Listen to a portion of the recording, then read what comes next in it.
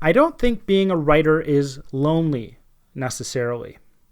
I think you can put yourself in a position where you make yourself lonely. But I do think that writing is an individualistic task.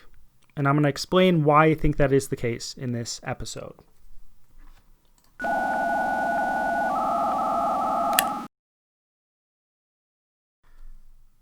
Welcome to How to Write Good. I am your host, Daniel Poppie. You can find out more about me at danielpoppie.com. If it is your first time here, How to Write Good is a writing podcast that seeks to find principles and advice that can be applied across a broad range of writing situations. If you've been here before, don't forget to subscribe, hit that like button below, and share.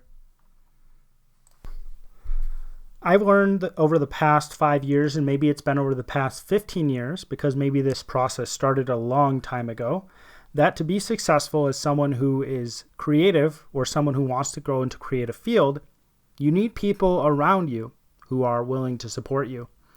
Maybe you think that's untrue, but at the very least, you need some people who like what you're doing. You need somebody who reads your books or listens to your music, whatever it is, watches your movies, I don't care. Now, I think that rallying people around you to help you can be very difficult for some people in the creative arts. I don't know why I said creative arts, because it's necessarily the case that arts are creative.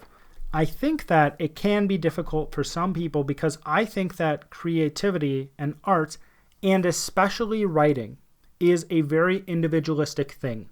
If you disagree with me about art not being individualistic, I'd love to hear why you think it isn't. But if you disagree with me about writing not being individualistic, I'd like to know even more why, because it just seems to be a very individualistic endeavor to me. It is for a wider audience, it is for a wider group, but it seems like the task of writing is very individualistic to me. So reach out to me or make a comment or whatever to tell me that I'm wrong if you think I'm wrong, because I'd love to hear why someone else thinks it's actually not that way. Now, for those of you who do see art in this way as being very individualistic, I'm not going to talk to you about how you can bridge the gap between being a loner and connecting to a whole bunch of people who can support you. What I'm going to talk to you about, I think, is going to actually give you a little comfort. So writing is the work of an individual. That is what I'm saying right now. Writing is the work of an individual, and to make the best writing, it is going to need to be the work of the individual. What do I mean by writing being the work of an individual? Because if you are aware of the writing process, and if you are aware of getting things to publication, you realize that as you go through those steps of writing, there are a lot of people putting their inputs in to the writing that is happening.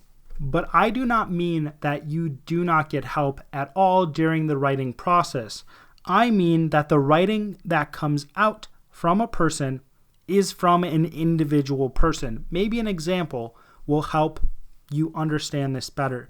So if I am editing a paper for someone who is a good writer, I'm going to be adjusting very few things within what they're writing, because they don't need a lot of adjustments within their writing. What I can do is I can make a few suggestions. I can say, hey, maybe you want to change this here, or maybe change this there. The end result is still their writing, right? I haven't changed enough to get it to the point where it isn't their writing. If I were asked who wrote this, I would point to the writer and say that person right there wrote this piece you see right here.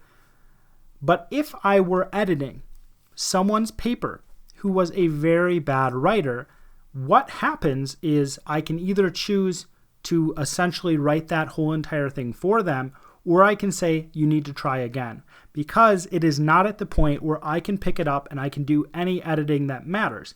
What will happen if somebody is a terrible writer is I will pick up what they've written and I would go over it and I would actually make very big, broad strokes comments on what they're writing and say, hey, these are the things you need to look at, and you need to rewrite this whole entire thing because this is not up to snuff. This is not going to work. You can still take the ideas you have within this piece, but you have to rewrite this because it's not good enough. If I were to try to make changes within their writing itself, what would happen is I would be rewriting their ideas for them. So if I were asked who wrote this, I would honestly have to say I did. And that is what I mean by writing being an individualistic endeavor. It is created by one person. I cannot point to one piece of writing that is a good piece of writing and say that multiple people wrote it. I have to put the blame on somebody. I have to point to somebody and be like, that is the person who wrote it. And you might argue against this, saying that, hey, I have had instances where I went along with my friends and we each wrote a specific sentence for a story, and then we created a story from that sentence. What I would say is, how valuable artistically is that thing you wrote? And if that thing is artistically valuable, then I would make the assumption that there is someone who is spearheading the whole entire process. So instead of writing things themselves, they are taking pieces from everybody else and pushing it toward their end vision. Because if you have 15 people writing a book, I don't see how that end product could actually come out to be something good unless somebody took the reins individually and then decided which direction it was going to go, right? And then besides that, each individual line is still being created by one single individual. If you did make a book that way, it would be similar to someone making a movie. The best movies have directors or whoever's in charge with one singular vision. There are a lot of people, there are a lot of talents that they're all bringing together, but there is a reason why they have a director. So whose movie is that movie's? In the fullest sense of the term, I would point to the director in a lot of cases. But I think that I can say writing is a very individualistic thing for another reason. And I think that good writing is especially individualistic for another reason. But we have to ask the question, what is the purpose of creative writing? If you've listened to this podcast in the past, you've probably heard me say what I think it is. I think it is to convey a specific experience in the form of written word. And if I am conveying a specific experience, that experience is from one person. Well, you might say, well, that doesn't make sense because I can experience something and my friend can experience something and my friend's friend can experience something and his wife can experience something, etc., etc., etc. But when I look at what is a specific experience, my experience of something is different than somebody else's experience of something. So if I am watching a juggling act and I know nothing about juggling, and my friend is watching a juggling act and he is an expert juggler, he is going to have a completely different experience of that juggling act than I do. So we have not one experience right here. If we have two people, we actually have two experiences. We have my experience and we have my friend's experience as well. And because we each have our own individual experiences of different things, when we try to write something that is trying to convey a specific experience and we're both trying to bring in our own experiences, we are not actually conveying one experience. We are actually conveying a muddled mess of two. We're conveying some weird Frankenstein monster of that specific experience. If we try to put both of our experiences together, the consistency and the cohesion of the writing goes away, and the consistency and the cohesion of the writing is a very important thing within the writing. But you might ask, haven't I seen books written by two people? That is actually true, and I've seen books written by two people as well.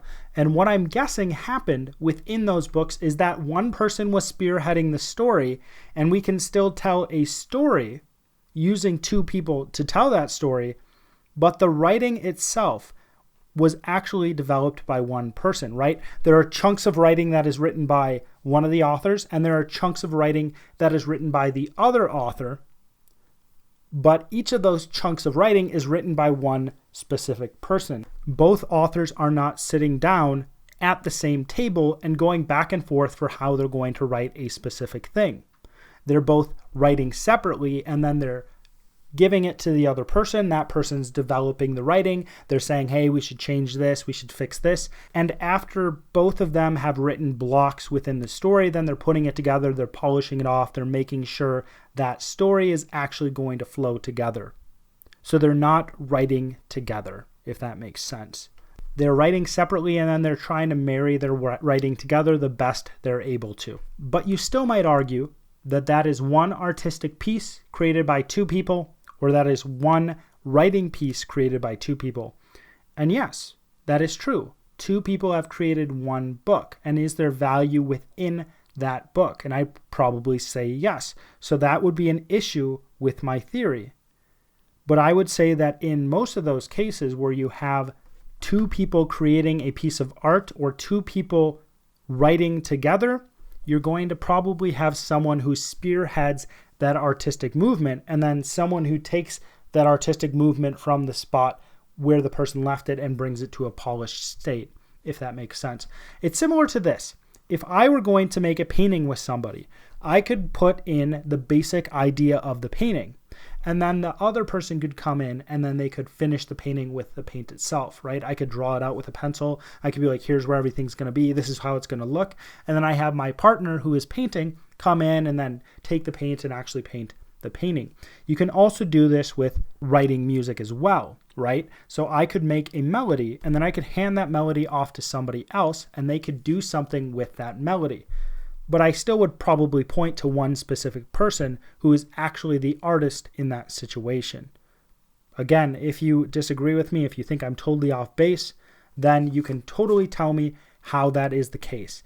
But I think that the best art, I think that the best writing especially is writing that comes from one person, is writing that is the vision of one specific person.